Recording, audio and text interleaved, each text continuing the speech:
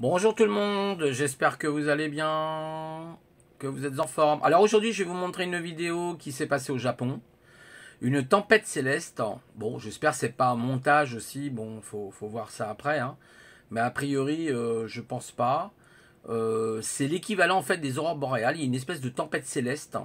Et oui, après on en reparlera éventuellement de peut-être quelques petites choses.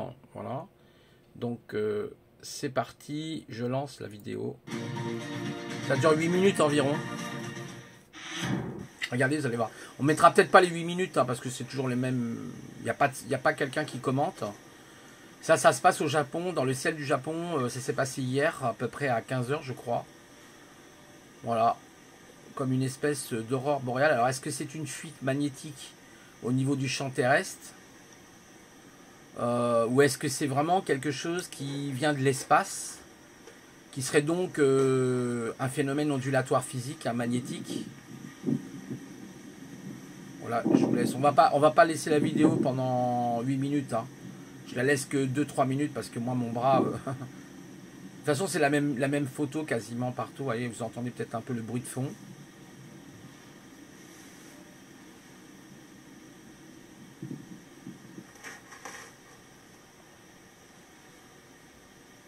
Voilà, vous avez vu? C'est joli, hein. On dirait des aurores boréales. C'est assez surprenant. Alors, est-ce que ça serait une technologie qui serait utilisée aussi? Ça, je sais pas. C'est possible. Hein. Allez voir. Allez savoir. C'est dur de porter le portable comme ça. Voilà. C'est assez surprenant. Hein. Faut quand même bien le reconnaître.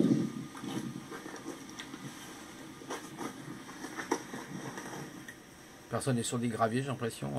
Elle marche sur des graviers, on dirait. C'est incroyable. Regardez ça, c'est beau. Hein. C'est vraiment artistique. Et ça s'est passé hier au Japon, dans le ciel du Japon. Peut-être le soir, parce qu'on voit les étoiles, je pense pas. Oui, il y a 15 h, oui, donc...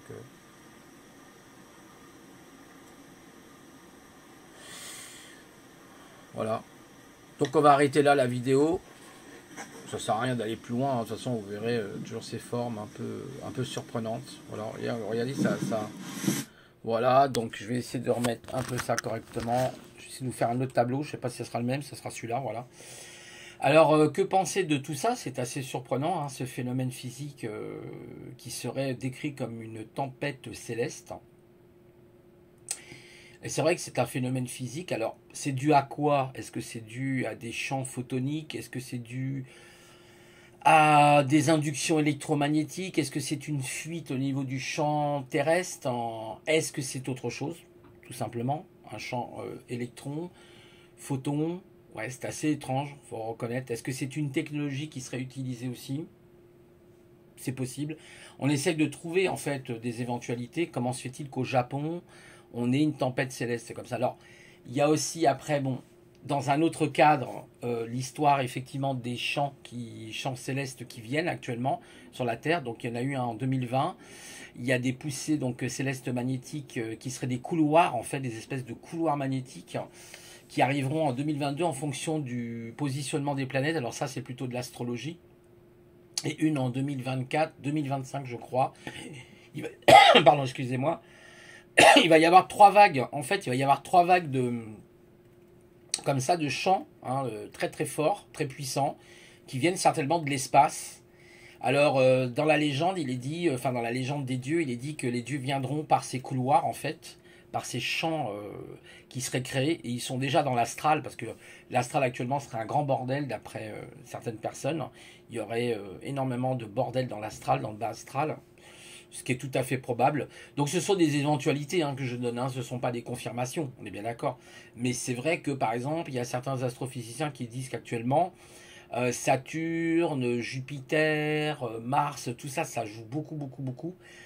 Il y a énormément de phénomènes célestes qui sont en train de se passer actuellement.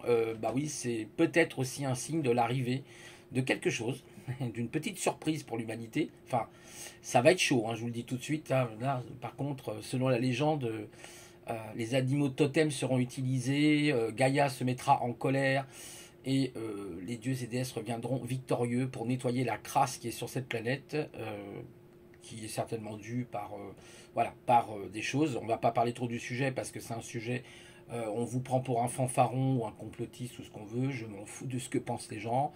Regardez tous les films hollywoodiens hein, qui vous parlent quand même de Dieu, hein, que ça soit dans l'Antiquité, enfin dans l'Égypte ou dans l'Antiquité grecque.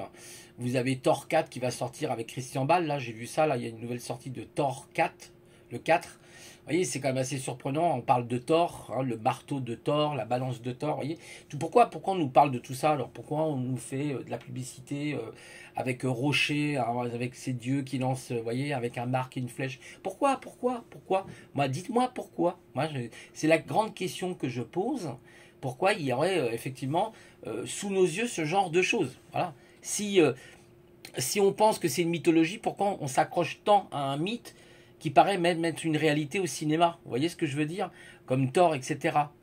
D'ailleurs, il y a eu, je crois, c'est Ragnarok qui est sorti, là, il me semble, c'est... Non, c'est pas Ragnarok, il y a un film qui... C'est la...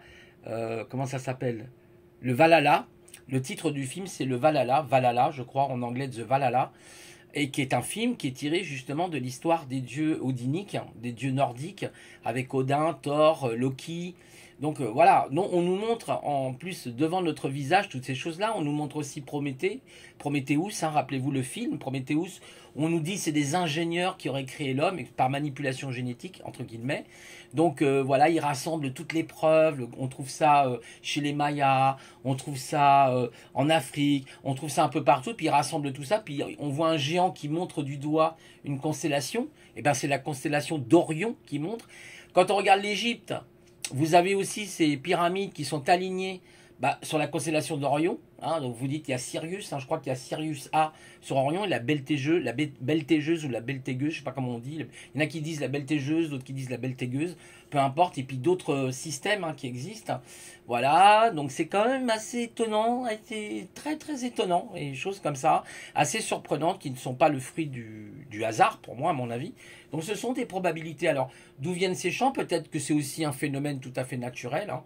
Voilà, c'est comme vous savez ces fameux nuages lenticulaires. Donc on retrouve, on croit que c'est des ovnis, mais en fait non, non, pas du tout, c'est des nuages lenticulaires. Voilà. Et j'avais une autre supposition, ah oui, intéressante, qui pourrait peut-être intéresser du coup peut-être Doc. C'est Doc et d'autres. C'est en fait pourquoi l'Amérique ne va pas tomber. Parce qu'en fait tout le monde dit oui, mais maintenant l'Amérique au niveau financier, le dollar ne vaut plus rien. L'Amérique elle est en décrépitude totale. Elle est bon bah elle est au bord du ravin, au bord de l'abysse. Est-ce que c'est si vrai que ça en fait? Alors au bout du compte, pour moi à mon avis, hein, c'est une supposition. Attention, c'est une supposition. Je ne dis pas que c'est la vérité, c'est une supposition. Que les choses soient bien comprises entre nous. C'est que pour moi, l'Amérique ne tombera pas à cause tout simplement des ovnis et de la base 51, zone 51. Ils sont là-bas, c'est leur QG. Hein, c'est leur quartier général. Et comment voulez-vous que l'Amérique tombe si elle est sous le contrôle d'entités hein, qu'on ne connaît pas, qui sont extraterrestres, enfin qu'on ne connaît pas? Si, hein, il y a des projets Célesta, il y a plein de projets qui ont été lancés aux États-Unis, comme quoi on a bien les documents. Alors bien sûr, d'un côté, on a la zone 51, ces ovnis triangulaires noirs avec des espèces de feux rouges à chaque angle, qui seraient des vaisseaux certainement assez bizarres et qui serait de conception humaine. On sait qu'Hitler aussi aurait fait les Vassistas, je ne sais plus quoi, là, les fameuses soucoupes. Hein, il avait ce projet Tesla, hein, qui a été donc récupéré, toute l'énergie Tesla. Oui, pourquoi pas?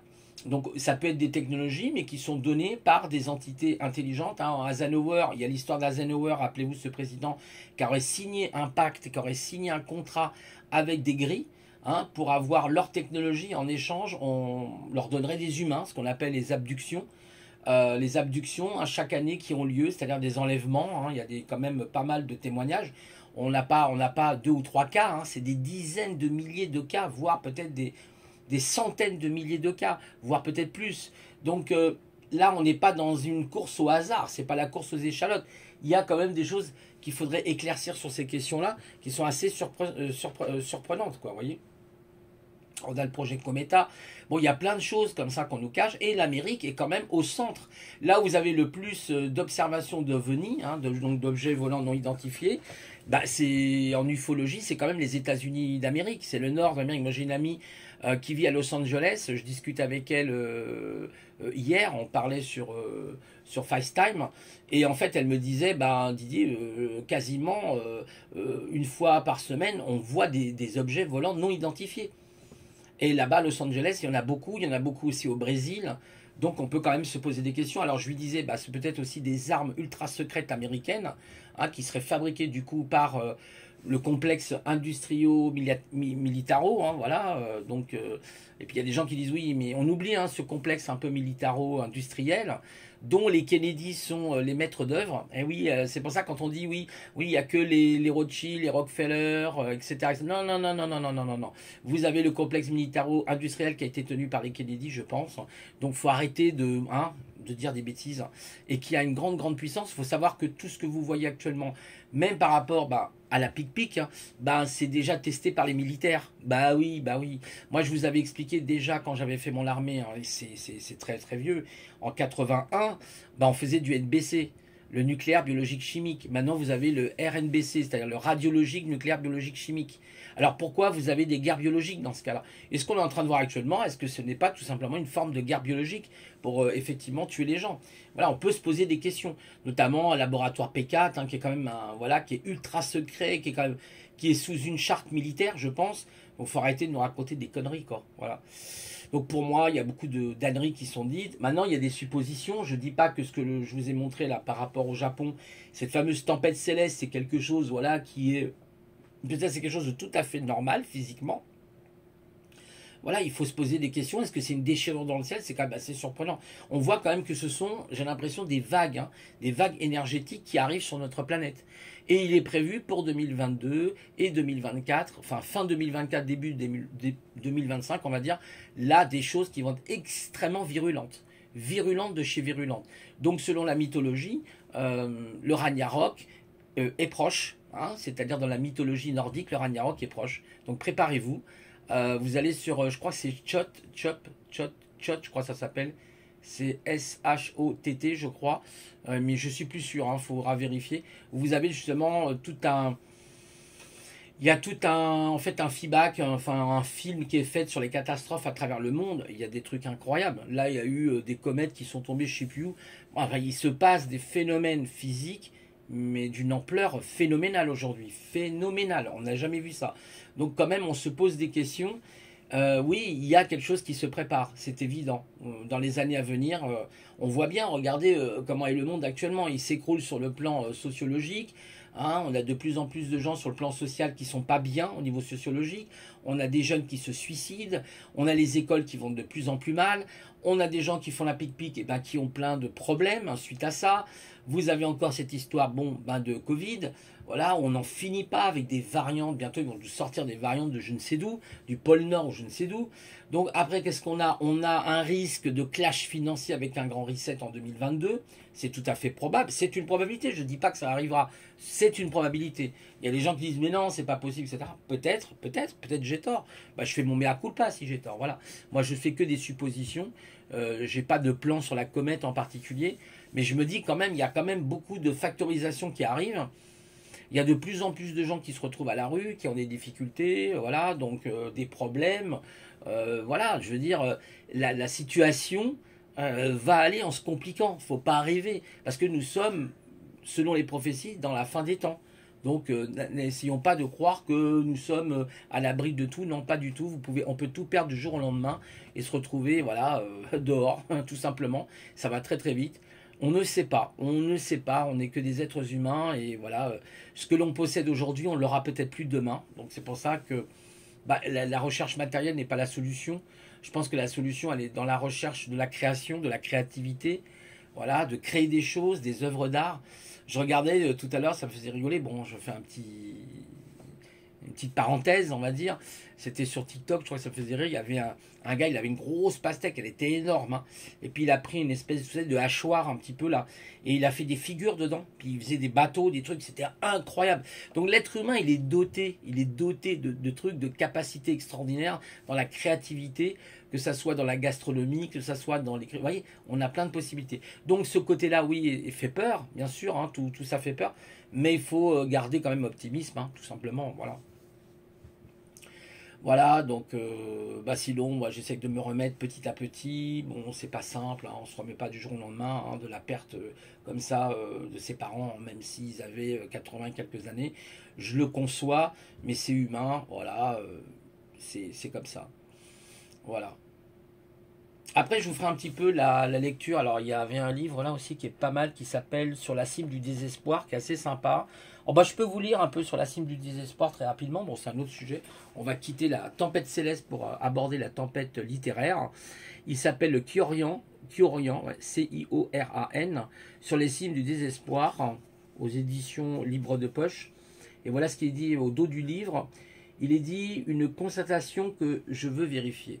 À mon grand regret, à chaque instant, seuls sont heureux ceux qui ne pensent jamais. Autrement dit, ceux qui ne pensent que le strict minimum nécessaire pour vivre. La vraie pensée ressemble, elle, à un démon qui trouble les sources de la vie, ou bien à une maladie qui en affecte les racines mêmes.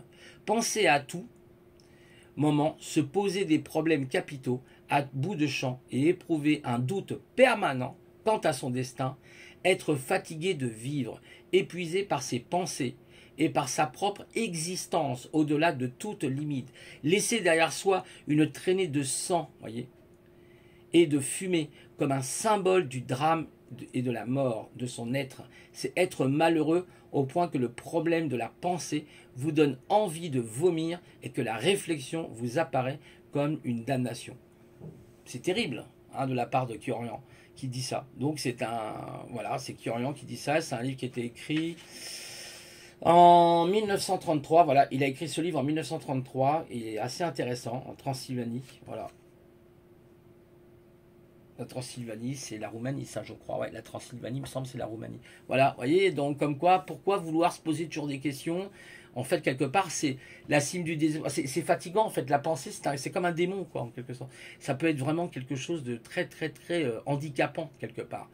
Et notamment pour les personnes, justement, qui sont haut potentiel. Pour elles, ça peut être très handicapant, du coup, parce que moi, c'est ce qui m'arrive, je pense souvent, etc. C'est très, très handicapant.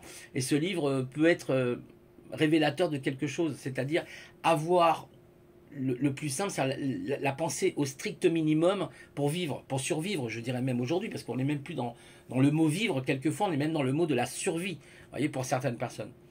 Voilà, donc j'espère que cette capsule vous a plu, je reviendrai, ne vous inquiétez pas. Samedi, j'espère pouvoir faire un live si je suis dans les conditions, j'espère. Bon, m'en voulez pas trop si après, je vais pas la grande forme, je ferai quand même un live sûrement. Et écoutez, je vous souhaite, je vous souhaite une bonne journée ensoleillée. Si vous avez le soleil, ici, il y a du ciel bleu. C'est bien, hein, comme voilà, vous avez un peu de gris, c'est vrai, sur mon petit tableau là, mais vous avez quand même du bleu. Voilà, et ben c'est toujours l'espoir du bleu. Hein. Bleu, c'est bleu. Allez, je vous laisse. Je vous souhaite à tous et à toutes, amis décodeurs et décodeuses, une bonne journée. Au revoir.